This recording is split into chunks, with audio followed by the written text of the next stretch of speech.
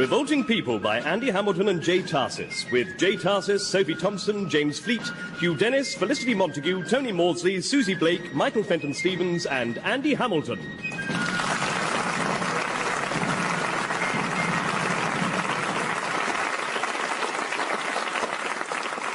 So mark this historic day well, citizens.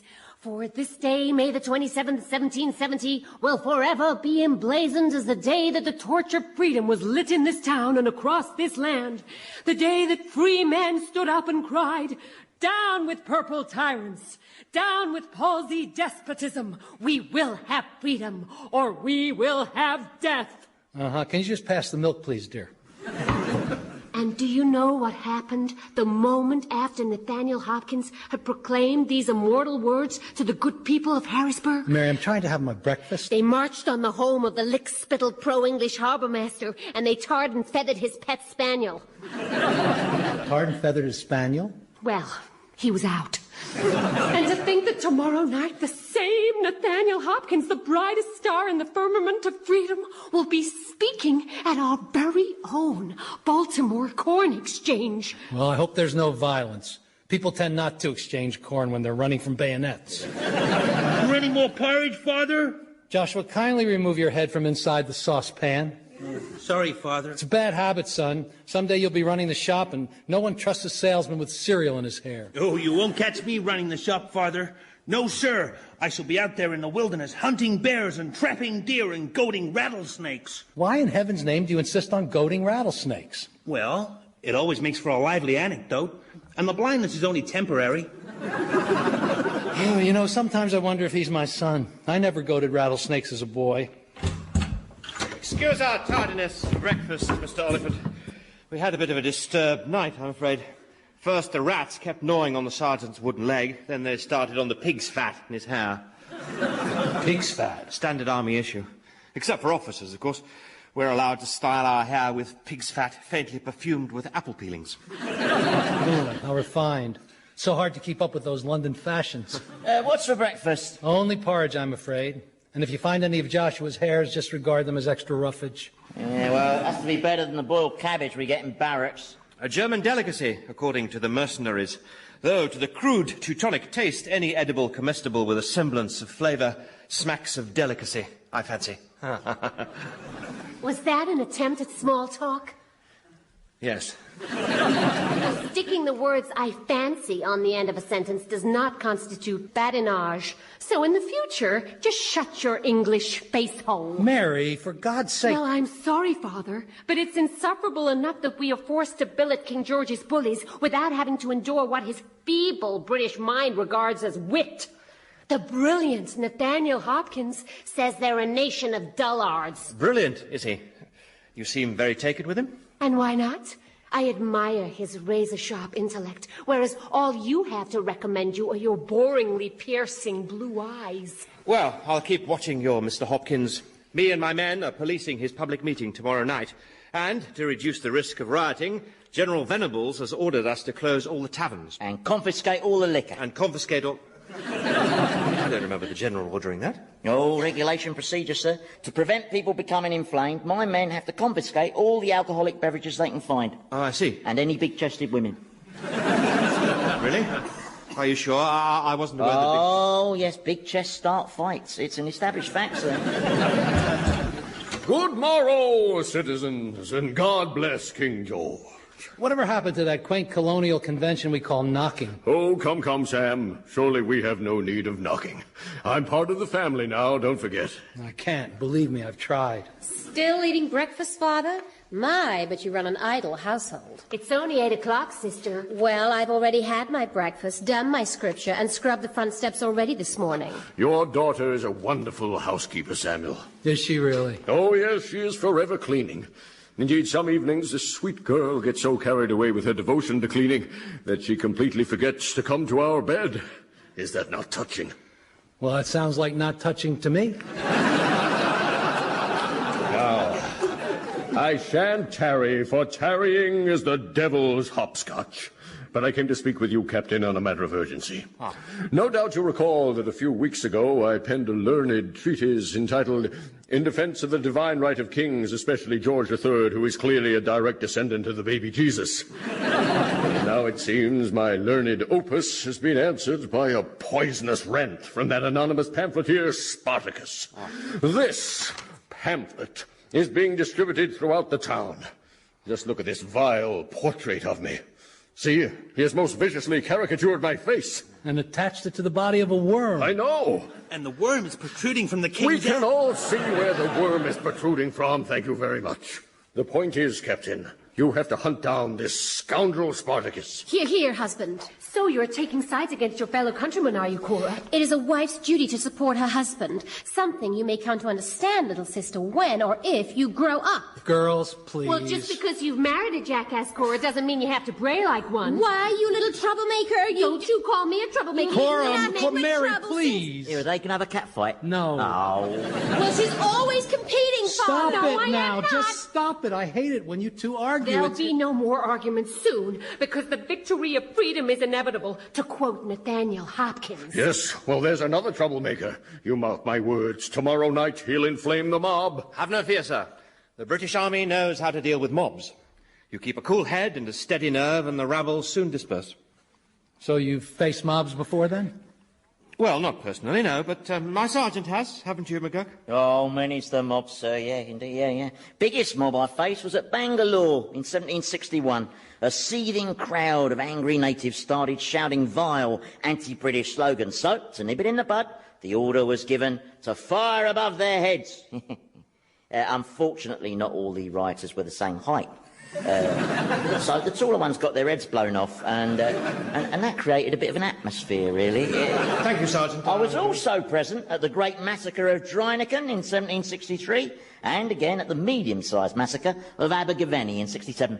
You seem to have been present at rather a lot of massacres. Well, I've just been lucky, I suppose. The sergeant's experience demonstrates that trained soldiers will always defeat a mob.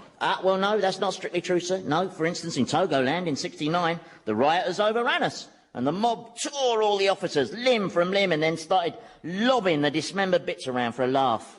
Really? Oh, yes, great laughers, the Togos. But that's hardly likely to happen tomorrow night, is it? It could easily happen if the wrath of freedom-loving Americans is aroused. You see, this contagion must be curtailed. I insist you begin house-to-house searches to find this Spartacus, and I'm sure all good citizens would urge the same. Isn't that right, Sam? Well, if you don't mind, Ezekiel, it's my rule never to take sides in matters of politics. Well, with respect, you took sides 2 years back when I stood for alderman. As I recall, you voted against me. Did I? Of course you did, Father. You voted 6 times. We all did. You made us. Captain Grimshaw, can we presume you'll be stepping up the hunt for Spartacus? Otherwise, we might be obliged to make complaint to your commander, General Venables. General Venables? Oh, I don't think there's any need to involve him, is there? Well, let's hope not. Good day to you all. Come, wife. Coming, husband. Oh, we don't want General Venables sticking his nose in, sir. I know. He's a cruel, brutish, barbaric animal, and that's by my standards. But you can't start searching everyone's house, Captain. People will object. They'll do more than object. They'll rise up against the phlegm-faced, pimple-nosed British hyenas. I would ask you to moderate your language, madam, or Oh, what, Captain Crapshovel? Mary. It's no use just glaring at me, Brimshore, with your damnable shiny eyes. Tell me, or what? And if you flare your nostrils at me like that, sir, I shall flare mine with interest. And if you should seize me roughly in a vice-like grip, I shall struggle and kick and nip you. I've no intention of seizing you roughly. Oh, none at all? No. I see. Well, if you'll excuse me, I need some fresh air, as I seem to have broken into something of a lather. Sorry about that, Captain. You all right? You seem to have broken into a bit of a sweat as well. Yes, I'll just go and douse myself with is there a horse trough outside? Tell me, Sergeant, do you think this colony's headed for war? Now, you've obviously seen many wars. In fact, you seem to have started a lot of them. Yeah. Golden memories. Yeah. The point I'm moving towards is that if Mary becomes involved with Grimshaw and war breaks out between us and you, well, it can only end in tears for her, can it? Well, and for the captain, sir. I mean, if he's found fraternising romantically with the enemy, well, then General Venables might have him shot. Oh, we don't want that, do we? No, we don't. He's the softest touch in the British Army. I'd never get a commanding officer as dim as he is.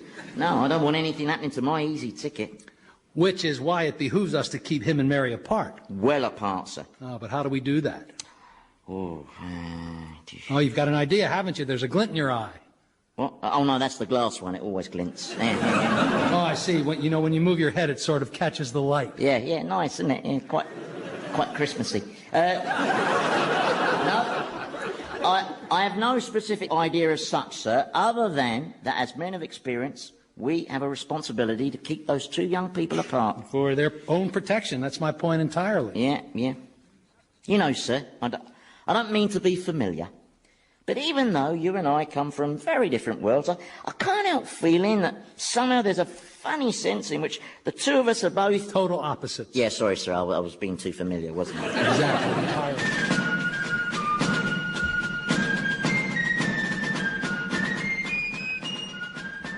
And let this be remembered as the day that free men stood up and cried, "Down with purple tyrants! Down with palsied despotism! For I say we shall have freedom, or we shall have death!" Thank you. I shall now take a 10-minute interval before the second half of my oration. I love you, Baltimore! He's so right. We must refuse to allow ourselves to be governed by despots. Well, I'm not governed by anybody. No, sir. When I'm out in the wilderness, I'm a free spirit. Free to fish for salmon, hunt bison, and strangle timber wolves. Why do you strangle timber wolves? Oh, for the anecdotes, yes. It's not as dangerous as it sounds. Once you've throttled the first couple, the pack comes to regard you as its leader. Definitely not my son. I'm going backstage to meet Nathaniel Hopkins. Oh, tell him I enjoyed all the stuff about overthrowing tyranny, but I think he could liven it up a bit by turning a few somersaults. What ho there, Mr. Oliphant? Young Joshua? Where's Mary? Not here. Oh. So, Captain, no trouble so far, I see? No, the crowd seem calm, don't they, Sergeant? Well, they do for now, sir, but I think as a precaution, we should make them all empty their pockets so my men can confiscate the contents. Yeah, the contents are likely to be mostly coins, aren't they? With respect, sir, you call them coins, I call them circular missiles. Do you not think that seizing everyone's money will prove a mite provocative? Yes, I must say, Sergeant, it does seem rather draconian. Well, maybe so, sir, but when did you last hear of any trouble in Draconia? Well, that's true. Yes. He's got a point there. Yeah. You never hear a peep from Draconia. Why, hello, Sergeant McCurk. I wasn't expecting to see you here. Captain, you've got to keep this scurvy cow away from me. Don't hide behind me, Sergeant. Just be civil. Oh, my goodness, Sergeant. I seem to have dropped my handkerchief at your foot. Yeah. Won't you be gallant and pick it up for me? No. Oh, I get your game, you naughty man. You want me to bend down and pick it up so you can peer down my voluptuous décolletage. I would sooner have my remaining arm torn off by crocodiles. No offence, miss. I told you to be civil, I Sergeant. said no offence. Captain Grimshaw! Ah, Mr. Spriggs. Mrs. Spriggs? Good day, Captain. I didn't take you for followers of Nathaniel Hopkins. Oh, heaven forbid. But it occurred to us that this accursed Spartacus is bound to be here. So we're noting down the names of everyone present as a list of suspects. Then you can interrogate them all, individually. You're too kind. That plan's a little overzealous, isn't it, Cora? You think so, Father? Have you seen today's offering from Spartacus? Look, for some reason I have been portrayed as a dodo on a leash. And as for my poor husband, look at this. Oh, those feet? We're humiliated. Oh, relax. I mean, it's not as if you're the only victims. See, Captain Grimshaw's been depicted as a baboon in a red coat, and Sergeant McGurk is, well, just a baboon. Yeah. Can I keep this? Well, look at this ridiculous caricature of me as some ugly old hag in a vulgar low-cut gown. Yeah, well, all sorts of local figures have been caricatured, so let's keep our sense of humor and... Wait a second. The diseased crow sitting on that fence is me.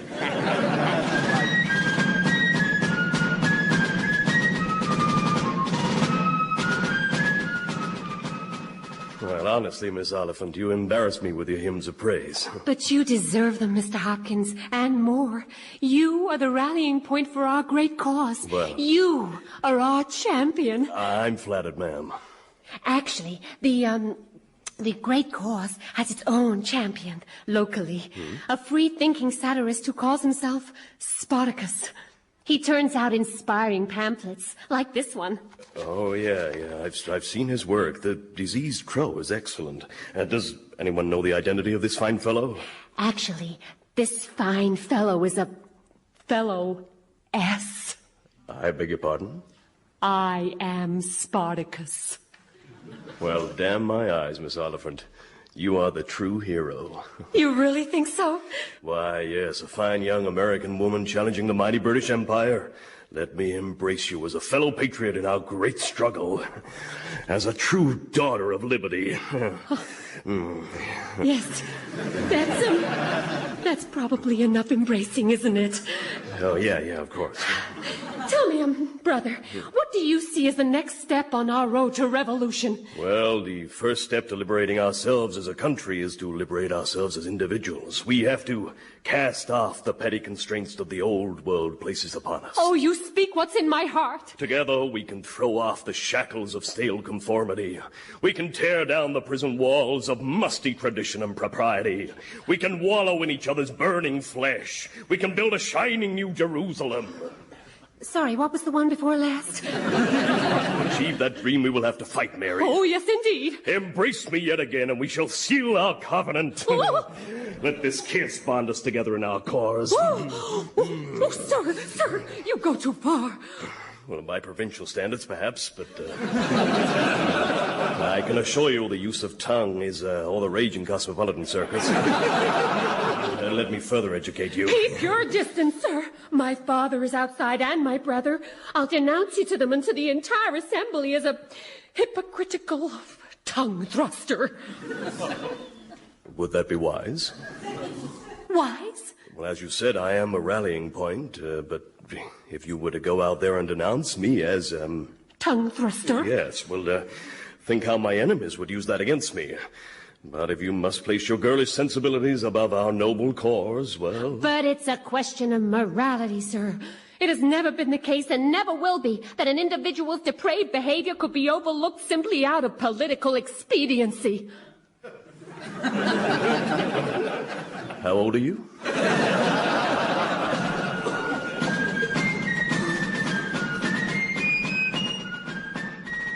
And I shall give tongue to the cry of liberty. Yay! And I shall flick it in the name of freedom. And I call on all good citizens to do the same.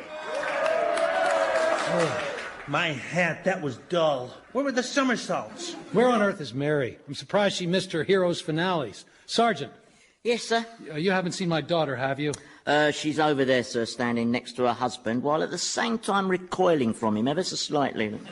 No, I meant the other Oh, you've noticed the recoiling thing. Yeah. I thought I was imagining it. Oh, no, sir, I'd say she's definitely recoiling, and I'm something of an expert on recoiling women. I don't doubt that. Yes, I would say that their marital union is as yet unconsummated. Yeah, well, thank you, Sergeant. When I want your opinion on that, Such a waste. Handsome woman like that, eh? If only I was 20 years younger with all my limbs and my bits in place, I tell you. Sergeant! Where are you, you cheeky monkey? Oh, blazes, can I duck behind you, Governor? Where are you? My elusive little butterfly. Okay, she's gone. Oh, I tell you, it's no good. I'm going to have to kill her. Mr. Oliphant, I haven't seen Mary recently. No, I'm very worried about her. She went into the back room to talk with that Hopkins and... Oh, did she? When did she go in? Oh, it's been quite a while now. Yes, well, it's my intention to have a word with that rabble-rouser and have him jolly well on his way. Well, shall we accompany you, Captain? Yes, of course, Mr. Oliphant. Does my jaw look firm, Sergeant? Jutting nicely, sir. Is your word against mine, young woman? Gentlemen, do you mind not barging in? Good Lord, why's it gone dark? Stand away from that window, Joshua. Sorry, Father. He's a big one, isn't he? Mary, Mary, are you crying? Am I? Will I? Why are you crying? Yes, why is she crying? Well, how should I know? She's a woman. They cry. Something's happened here. Mary never cries. No, not even when you throw her down a well for a bet. Down a well? Very long story. Gentlemen, let me explain before this gets out of hand. The reason that woman is crying is because I rejected her brazen advances. That is a lie. She came in here and virtually threw herself at me under the pathetic pretext of boasting about being this Spartacus character. Mary, you're Spartacus? Well, what if I am? But I'm under strict orders to arrest Spartacus. Well, I'm not scared. So there. I don't want to throw you in jail, Miss Oliphant, but I'm an officer of the British Army. You've got no choice but to arrest her, Captain. Now you listen here, Hopkins. Hold on a moment. So, Mary is Spartacus? Yes. I know what you're up to, Hopkins. Who's Spartacus? I'll explain it to you when we get home, son, and step away from that window. It's like there's an eclipse. Oh, right. Now, you listen to me, Hopkins. You just want a martyr so you can stir up the mob. Oh, don't you worry, sir. The captain here is much too clever to provoke the mob by arresting a young girl, aren't you, Captain? But I have my orders, Sergeant, from General Venables himself. Oh, yes, sir, of course, yes. And I'm sure the General will be impressed that you finally caught the elusive Spartacus. Indeed. After living under the same roof as him for several weeks. What? Oh, don't worry, sir. I'm sure the General won't regard your having the culprit right under your nose all that time as crass incompetence worthy of a transfer to Ireland. I cannot worry about any personal considerations, Sergeant. Of course not, sir. My duty comes first. But Captain Mary's just a young... I have my orders, sir. Miss Mary Oliphant, in the name of King George, I hereby... Ireland, you say? Oh, almost certainly, sir. Or possibly Togoland. Togoland? The land of the laughing limb tossers. Oh, I see. Well, of course, it is also my duty not to act in haste and to look at the broader picture and to... Dear, oh dear. Why are you laughing, Hopkins? Well, if you're the caliber of officers the British are sending over here, then this war will be a very short one. Now, if you'll excuse me, gentlemen, I must... Where do you think you're going, sir?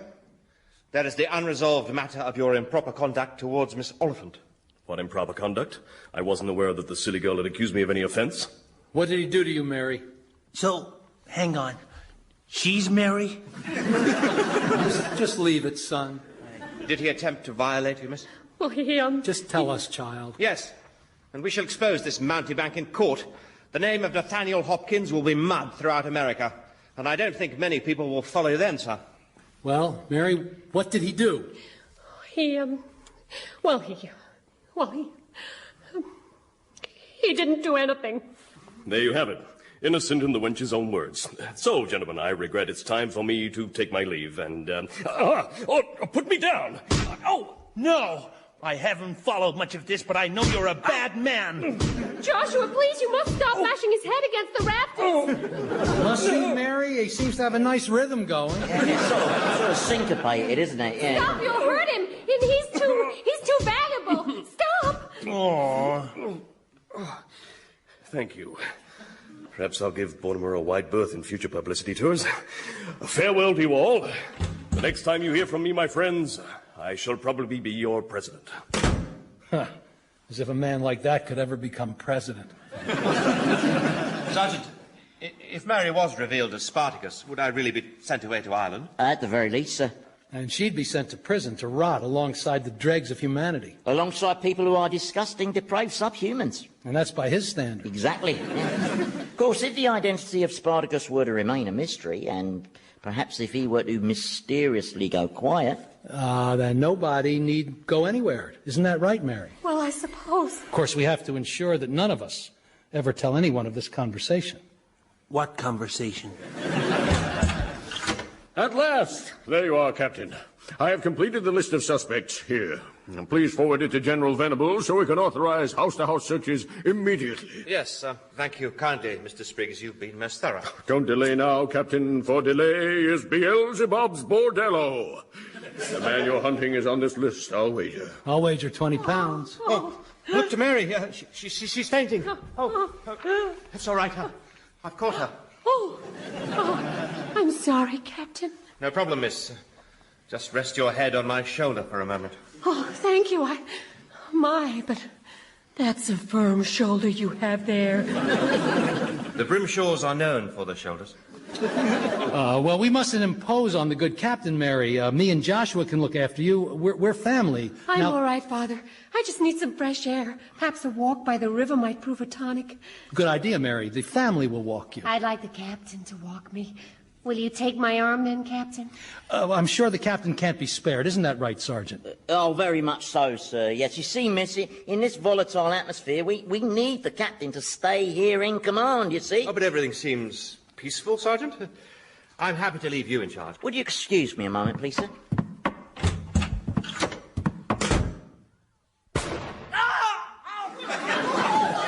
Good God! What's happening? Regret to report, sir, that some ruffian has shot the departing Nathaniel Hopkins in the arse. Thus sending his supporters into a frenzy of violent outrage. Damnation! Well, Captain, looks like that river walk will have to wait. Perhaps some other time. Way down the road. Just look at those brawling degenerates. Cora will be frightened. I'd best spirit her home where she can be comforted by my manly presence. What? Nothing. Come along then, Sergeant. We'd better quell this rioting. Right, sir. You know, this disturbance reminds me of the minor incident that ultimately led to the great massacre of Poona. I've not heard of that battle. It wasn't a battle, it was a cricket match. Oh, Sergeant! Did you fire at Mrs. Arbuthnot then, Sergeant? No, my trigger finger slipped, Captain. Oh, here it goes again. What is wrong with me today, eh? Well, here they go. They're burning the Union Jack. Don't you want to look, Mary?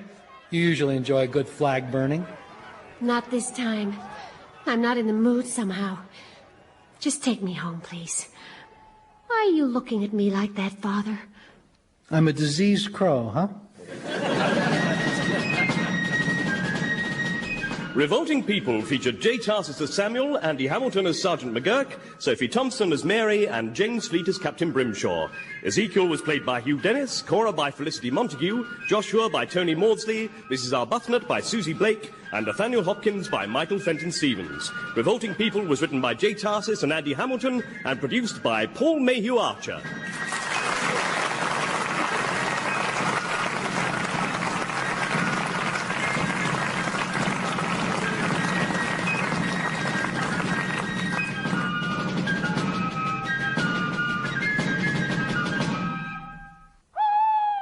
Will you not come to bed, my dearest wife?